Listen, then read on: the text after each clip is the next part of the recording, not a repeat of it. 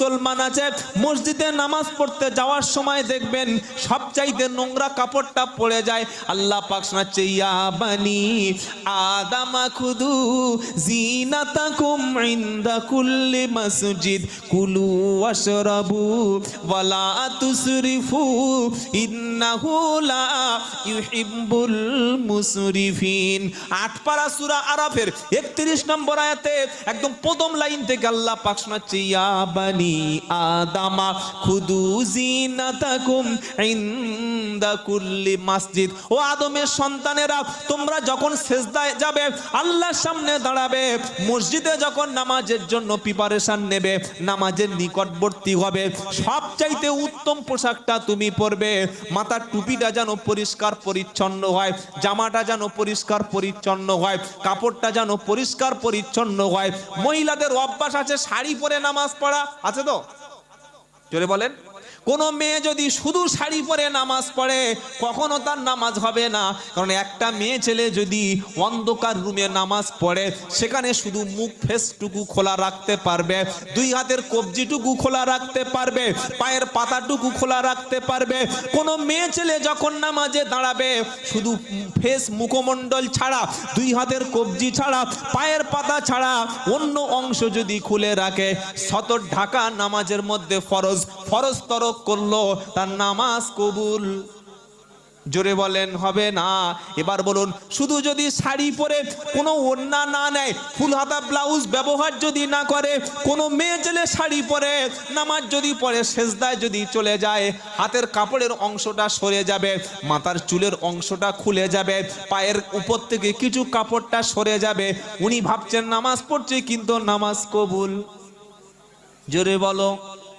আজ আমাদের মুসলমান যুবকদের মধ্যে একটা নোংরামি শুরু হয়েছে। 18 বছর, 20 বছর, 23 বছর, 25 বছরের ছেলে হাফ প্যান্ট পরে দেখি সমাজে বসে বসে তাস খেলছে। আছে এ রোগ আছে আপনাদের এলাকায়? হাফ প্যান্ট পরছে, তার মানে আমি যাকে খুশি তাকে কন্যা দিই, আবার যাকে খুশি তাকে পুত্র দিই।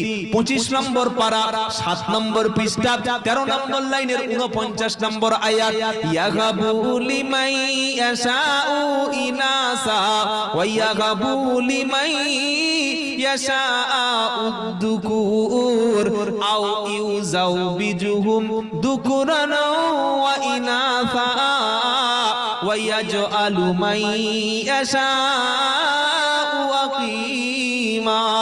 আমি আল্লাহ যাকে খুশি তাকে কন্যা সন্তান দান করি, আমি আল্লাহ যাকে খুশি তাকে পুত্র সন্তান দান করি।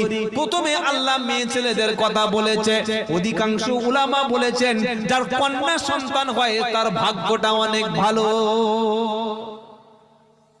আর আমাদের তো 3টে মেয়ে হয়েছে বিয়ে করার পরে, বিবিকে কথাই বলেন আছে না, যে বারবার মেয়ে হচ্ছে বলে বিবির সঙ্গে অশান্তি, এই রকম অপদার্থ অশিক্ষিত ইললিটারেট জাহিল আছে না নাই?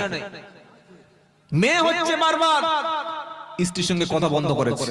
অথচ স্ত্রী বা কন্যা নারী আল্লাহর পক্ষ থেকে রহমত, নারী আল্লাহর পক্ষ থেকে রহমত। যখন কোন নারী আপনার আল্লাহ পাক আপনার ঘরে পাঠালেন, এটা আপনি শুনে বলবেন আলহামদুলিল্লাহ। আল্লাহ পাক বলছেন আমি আল্লাহ যাকে খুশি কন্যা সন্তান দান করি, আবার যাকে খুশি পুত্র দান করি, আবার যাকে খুশি পুত্র এবং কন্যা দুটোই দান করি, আবার যাকে খুশি কন্যা এবং পুত্র কিছুই আমি না। ছেলে এবং মেয়ে দেওয়ার ব্যাপারে, দান করার ব্যাপারে শুধুমাত্র আমার হুকুম চলে। কোন বাবারও কেরামতি। কেউ যদি মনে করে 10 বছর বিয়ে করেছি ছেলে হলো না, চলে যাই বাবার মাজারে, বিশাল বড় কবর, আর কবরের উপরে যখন পাকা বিল্ডিং থাকবে তখন সেটা হয়ে যাবে মাজার। সেটা কি হয়ে যাবে? কাঁচা থাকলে কবর, বিল্ডিং থাকলে ওয়া ইন্নাহা লাকাবীরাতুন ইল্লা আলাল খাশিঈন। এক পারা সূরা বাকারার 44 নম্বর আয়াতে আল্লাহ বলছে বান্দা তোর অবশ্যই বিপদ আসবে। কবরের কাছে যায় না, মুসলমান বিপদে পড়লে কোনো পীর সাহেবের কাছে যায় না, নিজের গ্রামে যে মসজিদ আছে ওই মসজিদে চলে যাবে। মায়েদের খেদমতে পেশ করছি, রাত যখন গভীর হবে পৃথিবীর সমস্ত অফিস বন্ধ হবে, কিন্তু আল্লাহর অফিস বন্ধ হবে না, আল্লাহর দরবারও কখনো বন্ধ হবে না। রাত যখন গভীর হবে নামাজের পাটিটা পেতে 2 রাকাত নামাজ পড়বেন, নবীর উপরে দরুদ পড়ে আল্লাহর কাছে হাত তুলে কেঁদে বলবেন, আল্লাহ পৃথিবীর সব মানুষ যখন ঘুমিয়ে আপনি তখন জেগে, যেহেতু আল্লাহ কখনো ঘুমায় লা তাআকুদুহু সিনাতু ওয়ালা নাউম। 1 পারা 3 পৃষ্ঠা সূরা বাকারার আয়াতুল কুরসির মধ্যে 255 নম্বর আয়াতে আল্লাহ বলছে, ঘুমও আমার নাই, তন্দ্রাও আমার লাগে না। সেই আল্লাহর কাছে আপনার মনের কথাটা নামাজের পাটিটা পেতে বলুন, আল্লাহ 2টো ছেলে দিলে, মেয়ে দিলে, এদেরকে আমি লেখাপড়া শেখানোর টাকা আমার নেই, বাচ্চা অসুস্থ হয়ে গেছে, বিবিটা বিছানায় পড়ে গেছে, ব্যবসা ভালো চলে না, আল্লাহ আগের মতো আর আমার উপার্জন হয় না, আপনি কি আমার বরকত দেবেন না? আল্লাহ বলছে, যখন চাইবে চাওয়ার সাথে সাথে আমি আল্লাহ তোমার ডাকে সাড়া দেব। গাছতলা, মাছতলা, নারকেল তলা, কবর তলা, মাজার তলা কখনো যাব না, বলুন ইনশাআল্লাহ। আপনি মসজিদ ছেড়ে যখন কোন কবরওয়ালার কাছে চাইতে গেছেন, আপনি আল্লাহর ঘর ছেড়ে যখন কোন দরবারে গিয়ে চাইছেন, আল্লাহকে অপমান করা হবে না? হবে না? জোরে বলুন। স্ত্রীর শাড়ি ছিঁড়ে গেছে, কাপড় পুরাতন হয়ে গেছে, আপনার স্ত্রী আপনার কাছে রাত্রে বেলা বলবে যে, স্বামী বিয়ে করেছেন 5 বছর, অনেক ভালোবাসি, তুমি আমাকে ভালোবাসো, আমিও তোমাকে ভালোবাসি, আমার কাপড়টা পুরাতন হয়ে গেছে, কাপড়টা ছিঁড়ে গেছে, স্বামী আগামী রবিবার টাকা পেলে 2টো কাপড় আমার জন্য কিনে আনবে। এটা স্ত্রী যদি আপনার কানে কানে বলে, মনে মনে আপনার কাছে এসে ভালোভাবে শান্তভাবে বলে, পৃথিবীর স্বামী যদি প্রকৃত স্বামী হয় এর কাপড়টা কিনে দেবে না? দেবে না? জোরে বলো। বিবি যদি স্বামীর গলা ধরে বলে, স্বামী তুমি আমার জান, তুমি আমার মান, তুমি আমার প্রাণ, তুমি আমার সুইট হার্ট, তুমি আমার একটা কাপড় দাও, মিষ্টি করে বললে স্বামী অবশ্যই তার জন্য কাপড় আনবে। এটা স্ত্রীর উচিত ছিল স্বামীর কাছে আবদারটা করা। এখন স্বামী বাড়ির বাইরে কাজে চলে গেছে, ধরুন ডেবরায় একটা ব্যবসায় চলে গেছে, কিংবা হাওড়ায় চলে গেছে, কিংবা সাঁতরাগাছিতে চলে গেছে, উড়িষ্যায় চলে গেছে, চলে যাওয়ার 1 সপ্তাহ পরে আপনার বিবি, আপনার ছোট ভাই, আপনার ছোট ভাই বিবির কে হবে? দেওর। দেওরের কাছে বলছে, এই দেখ, এই ভাই, এই ছোট ভাই, বলে কি? বলে তোর বর্দা আসলে বলিস তো। বললে কি বলতো? কি বলতো ভাবি? বলছে, আমার যে কাপড় দুটো পরতাম না, কাপড় দুটো ছিঁড়ে গেছে। বললে আচ্ছা।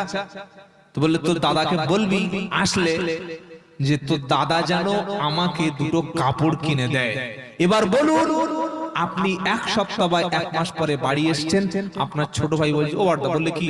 তোমার চোখ নাই, তুমি কানা কানা। বলে কি হয়েছে বল? ভাবি কাপড় ছিঁড়ে গেছে, পুরাতন কাপড় পরছে, তোমার চোখে দেখতে পাও না? বললো, কি করে বুঝলি তুই? বউটা তোর না আমার? বলছে, না তোমার। তুই বুঝতে কি করে বল? ভাবি 3 দিন আগে আমাকে ডেকে বলল যে ভাবির কাপড় ছিঁড়ে গেছে, দাদাকে বলতে বলবে। আচ্ছা, আপনার স্ত্রী যদি আপনার ভাইকে দিয়ে আপনার কাছে বলে, এটা আপনি যখন আল্লাহ ছেড়েছেন, মসজিদ ছেড়েছেন, আল্লাহর কোরআন ছেড়ে দিয়েছেন, আল্লাহর ঘরে গিয়ে 2 হাতটা তুলে আল্লাহর কাছে হাত তুললে আল্লাহ কত খুশি হয় জানেন?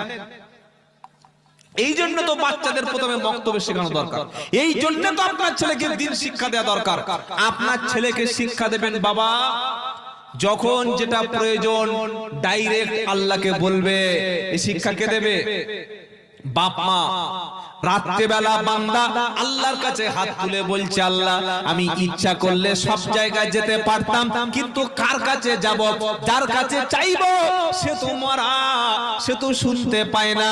কোরআন শোনাচ্ছে, ইন তাদউহুম লা ইয়াসমাউ দুআউকুম ওয়ালাউ সামিউ মাস্তাজাবু লাকুম।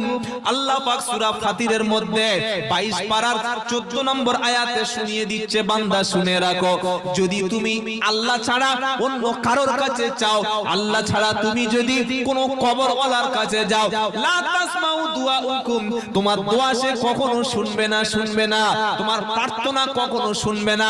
তুমি ছেলে চাইতে গেছো, মেয়ে চাইতে গেছো, ভাগ্যের উন্নতির জন্য কবরওয়ালার কাছে গেছো, উনি কখনো শুনবে না। ওয়ালাউ সামিউ, যদি সে শোনে, ওয়ালাউ সামিউ, যদি সে শোনে, মাস্তাজাবু লাকুম, সে তোমার ডাকে কখনো সাড়া দেবে না। কথা মনে থাকবে ইনশাআল্লাহ। আজ থেকে আমাদের দিল সাফ করি, যখন যেটা প্রয়োজন সেটা কার কাছে বলবো? আল্লাহর কাছে, গোপনে, রাত্রেবেলা, অন্ধকারে। আর মায়েদেরকে বলে দেবেন, আমাদের মায়েরা শিরিক বেশি করে। দেখবেন কথায় কথায় কসম খায়, খায় না? মায়ের কসম, বাপের কসম, ছেলের কসম, ভাইয়ের কসম।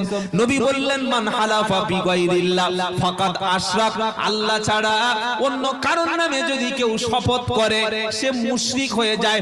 কসম হবে শুধুমাত্র আল্লাহর জন্য। কার জন্য? আল্লাহর জন্য।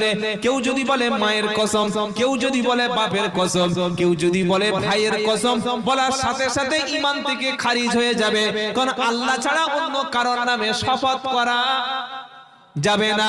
মায়েদের আরেকটা অভ্যাস আছে, অকারণে মায়েরা সন্দেহ করে। এখানকার মেয়েদের কথা বলছি না ভাই, এখানকার মেয়েগুলো সব সলিড, পিওর, সব একদম রাবেয়া বসে।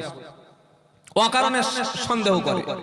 সন্দেহ যদি কারোর মনের মধ্যে থাকে, ইন্না বা'দা যান্নি ইসম, আল্লাহ পাক বলছেন কোন কোন ধারণাই পাপ, কোন কোন ধারণা পাপ। কখনো কারোর প্রতি খারাপ ধারণা করতে নাই। কথা মনে থাকবে ইনশাআল্লাহ। আপনার স্ত্রীকে, আপনার মাকে, আপনার বোনকে আপনি বলে দেবেন, যখন যেটা প্রয়োজন সেটা যেন 2 রাকাত নামাজ পড়ে ডাইরেক্ট আল্লাহকে বলে। কাকে? আল্লাহকে। আল্লাহ সবকিছু দিতে পারেন না, পারেন না।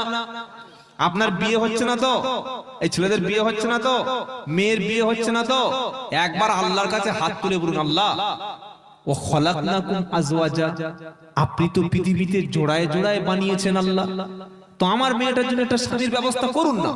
ছেলেরাও তোমরাও দোয়া করবে যারা বিয়ে হয়নি, আল্লাহ আল্লাহ এত বয়স হয়ে গেছে আর একা একা থাকা যায় কি? হাসছে দেখো। আল্লাহর কাছে বলবেন, রব্বানা হাব লানা মিন আজওয়াজিনা ওয়া যুররিয়াতিনা কুররাতা আয়ুন ওয়াজআলনা লিল মুত্তাকিনা ইমামা। আমি কিন্তু কোরআন হাদিসের বাইরে বলছি না। 19 নম্বর পারা 5 নম্বর পৃষ্ঠা 6-7 নম্বর লাইনের 75 নম্বর আয়াত, সূরার নাম ফুরকান। আল্লাহ বলছেন আমার কিছু স্পেশাল খাস বান্দা আছে, তাদের এই রকম মেজাজ, তাদের চরিত্রটা ঠিক এই রকম। ওয়াল্লাযীনা ইয়াকুলুনা রব্বানা হাব লানা মিন আজওয়াজিনা, ঈমানদার পুরুষরা তারা আল্লাহর কাছে সুন্দর স্ত্রীর জন্য প্রার্থনা করবে। ঈমানদার নারীরা সুন্দর দিনদার পরেশগার স্বামীর জন্য আল্লাহর কাছে প্রার্থনা করবে। ঈমানদার পুরুষ বলবে, আল্লাহ আমার একটা সুন্দর স্ত্রী দান করো। ঈমানদার স্ত্রী বলবে, আল্লাহ আমার সুন্দর একটা স্বামী দান করো। তাদের তুমি সন্তান দাও, এমন সন্তান দান করবে কুররাতা আয়ুন, সন্তানের ব্যবহারে বাবার চক্ষুটা শীতল হবে। ছেলে যদি নামাজ পড়ে, ছেলে যদি মাস্টার হয়, ছেলে ডাক্তার হয়, ছেলে ইঞ্জিনিয়ার হয়, ছেলে শিক্ষিত হয়, ছেলে ভালো রেজাল্ট করে, ছেলে মসজিদের ইমাম হয়, ছেলে একজন বড় ভালো সামাজিক ব্যক্তি হয়, তার দ্বারা দেশ দশের যদি খেদমত হয়, এই ছেলেটার জন্য পাড়ার সবাই দোয়া করবে না? করবে না? করবে না? সবাই বলবে ও কার ছেলে রে? বলবে সেই ওদের ছেলে। বলে কার? বলে ওই আমাদের সেই আমিন, আমিন বাবুর ছেলে। এত ভালো ছেলে, নিশ্চয়ই এর ভাবটা ভালো ছিল। বলবে না? বলবে না? দোয়া করবে। আর ছেলে যদি চিটিং বাস তৈরি হয়, মদখোর তৈরি হয়, ঘুষখোর তৈরি হয়, ও দেখলে সন্ধ্যার পরে মানুষ রাতে ভয় থেকে বার হতে পারবে না, তো এর জন্য দোয়া করবে না বদদোয়া করবে? আল্লাহকে বলবে, আল্লাহ মালটাকে কবে তুলছো? আল্লাহ এর যেন রোড অ্যাক্সিডেন্টে মৃত্যু দিয়ে দিও, আল্লাহ যেন মাথায় একদম বজ্র আঘাতে মৃত্যু দিও। বদদোয়া করবে না? সেজন্য ডাকাত, খুনি, সন্ত্রাসী, বড় বড় চাঁদাবাজ, বড় বড় সন্ত্রাসী দেখবেন এরা বেশি দিন কিন্তু বাঁচে না। কি দেখেছেন না? দেখেন নাই? এটা সত্য কথা বলবো, এই যে এই বকটুই কাণ্ড হলো জানেন বীরভূমে, মনে পড়ছে?